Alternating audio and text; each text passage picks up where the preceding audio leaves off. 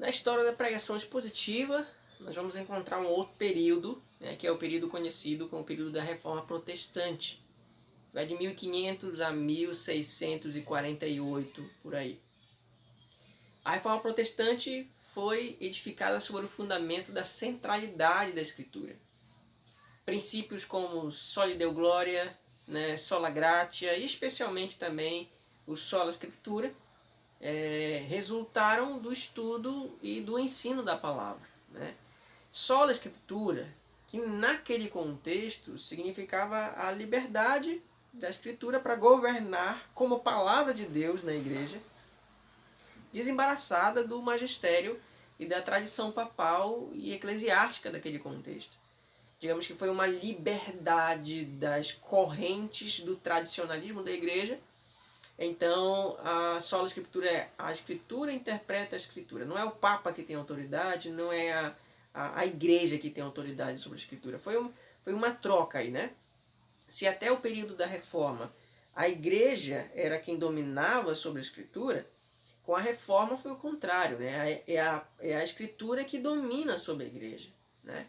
Então, foi exatamente isso que os reformadores fizeram. Eles resgataram a palavra de Deus como aquela que iria conduzir a fé e a prática, né, do povo de Deus. Né?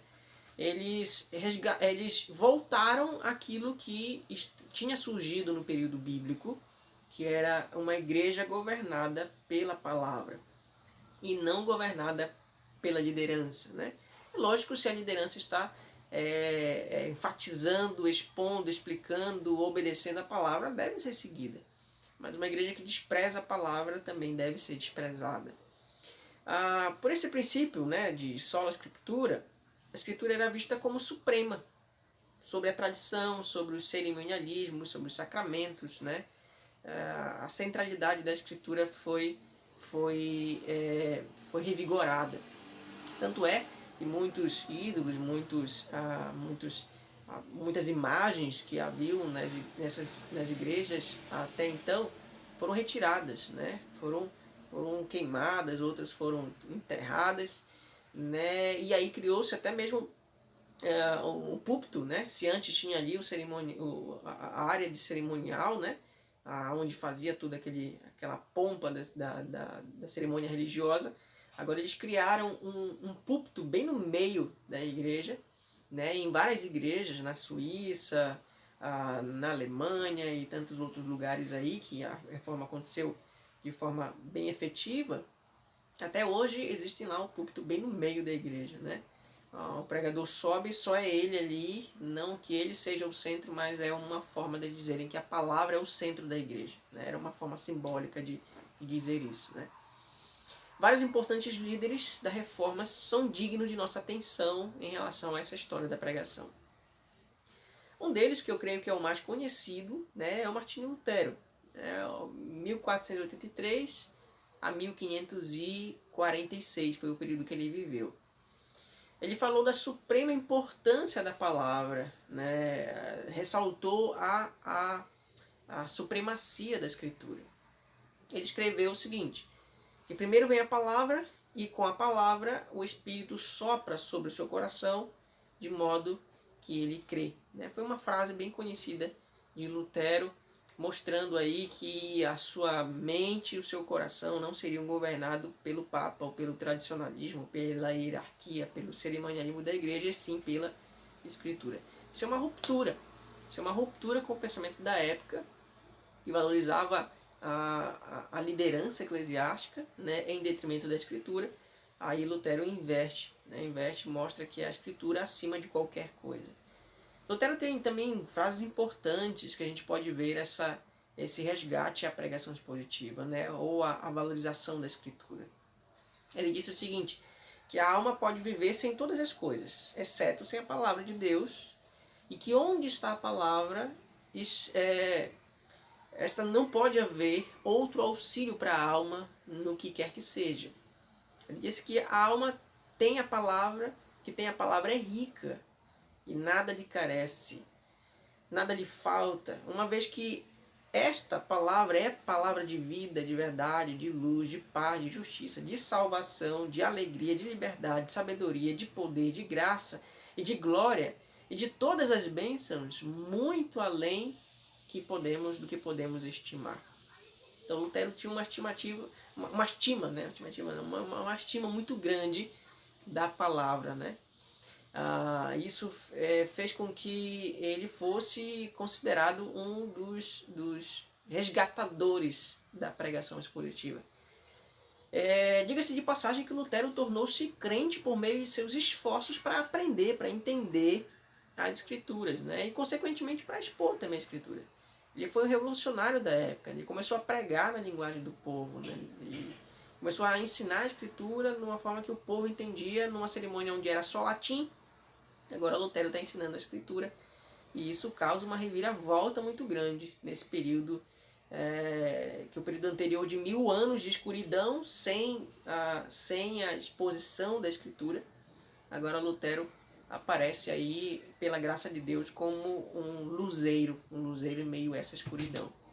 Lutero mostrou-se o expositor produzindo comentários sobre Gênesis, Salmos, Romanos, Gálatas, Hebreus, 2 Pedro, Judas e tantos outros livros que ele compôs, também sermões que pregou nos evangelhos e nas epístolas também.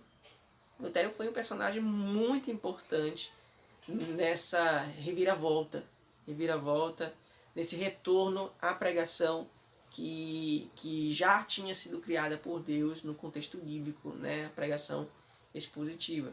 Tem muito material de Lutero produzido, muito comentário, muitos sermões que provam esse protesto contra a igreja, mas não só um protesto, mas uma preocupação em permitir, né, em ser um instrumento de Deus agindo para que a igreja seja governada pela Escritura. O outro personagem que surge nesse caminho aí é Ulrich Zwinglio, né, ou Zwingli, também alguns chamam assim, né, 1484 a 1531. Eu tive o privilégio de conhecer a igreja em que ele pregou durante muito tempo, né? Então, até hoje tem um valor histórico muito grande, né? Faculdades que existem hoje, antes eram mosteiro, eram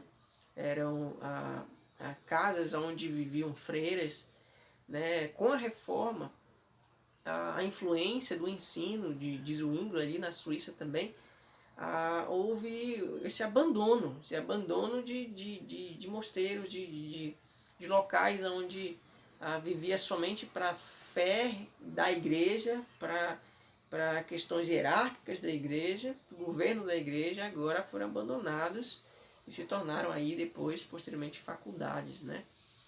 As freiras que haviam começaram a casar com pastores, né, com pregadores, com homens de Deus, e levaram sua vida de forma comum por causa da influência da pregação expositiva naquela cidade, naquele país, né? A reforma na Suíça foi uma reforma muito conhecida, né? Muito famosa, né? E Zwingli foi um personagem ímpar também nesse período.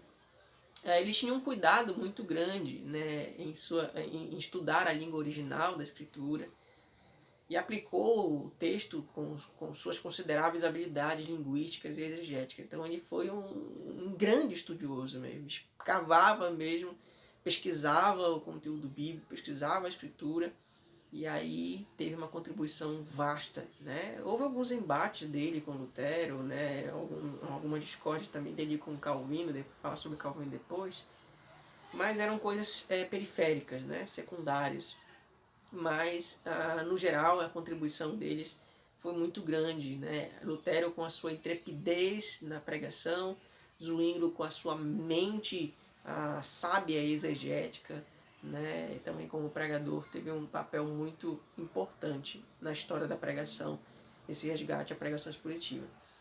Ele disse que seu principal objetivo na pregação era repetir a palavra de Deus sem abreviações, sem adulterações, claramente expondo a lei e os profetas, chamando com veemência seus ouvintes ao arrependimento e com gentileza, como um pastor, né, guiando a comunidade à salvação, as palavras de Zwingli, nesse contexto de resgate da pregação. Então, Lutero, Zwingli e o terceiro personagem, que também serve muito de destaque, foi um significativo expositor no período da Reforma, que foi João Calvino. Nasceu em 1509, foi até 1564 ali, período que ele viveu. Para ele, o mais importante era que a Escritura fosse entendida e explicada. Como ela era explicada, para ele era secundário, né? A ideia de Calvino é que se fale e ensine a Escritura. Somente isso. Se ensina a Escritura, se você vai ensinar de forma indutiva, dedutiva, se vai ensinar invertendo a ordem, não interessa. O importante é que você ensine o conteúdo. Essa era a ênfase de Calvino. Ele foi um grande e exímio expositor da Escritura. Há vários comentários, né, dele sendo produzidos nesse período, né? Digamos que o Calvino foi o cara que mais produziu material, né? Se Lutero foi o corajoso, Zwingli foi o estudioso, Calvino foi o produtor. Não que Calvino não estudasse, não é isso, mas ele foi destacado mesmo também como produtor, né, de muito material. A Suíça teve uma grande, digamos assim, uma grande dívida, não com Deus, né, trazendo Calvino aí para ser esse grande instrumento para o resgate da palavra de Deus, né. Ele dizia que o expositor erra o alvo, ou pelo menos se afasta de seus limites, né, na medida em que leva seus ouvintes para longe do significado do texto pretendido pelo autor. Então, qualquer pregador que sobe no púlpito e esquece a Escritura, ele está ali, digamos que, sendo um agente, né, de erro para a igreja. Né? Ele está conduzindo a igreja a se distanciar da Escritura, a se distanciar do próprio governo de Deus sobre a igreja. Então, Calvino tinha uma ênfase muito grande em relação à exposição e um cuidado muito grande. E um coração pastoral também, né? Tinha muitas aplicações e ia explicando, já ia aplicando, explicando o tempo inteiro a palavra de Deus, né? E isso influenciou muito na Suíça, né? As igrejas onde ele passou, em Berna, né? Também tive o privilégio de conhecer essas igrejas bem de perto. Há muita história ali, muita história, muita contribuição desses reformadores em relação à pregação expositiva. Calvino influenciou muitos dos seus contemporâneos, entre eles Henry Bullinger, John Knox e muitos pregadores anglicanos, né, incluindo aí John Drewell, outros então também. Então, foram personagens muito influenciados por Calvino e também praticaram a pregação expositiva, né? Personagens como Thomas Cartwright, né? Também foi conhecido, né, seguindo os passos aí de Calvino e também sendo usado como pregador expositivo, dentre outros. Teve vários outros aí que são poucos conhecidos, né, mas que tiveram a sua contribuição no período da Reforma. Então, são grandes homens de Deus, usados por Deus para reacender essa chama da pregação expositiva, resgatar a pregação que foi criada por Deus no período bíblico, esquecida, menosprezada no período da igreja primitiva, esquecido, enterrado no período medieval, mas digamos que retirado, reacendido, ressuscitado no período da Reforma. Então esses personagens foram muito importantes para a igreja.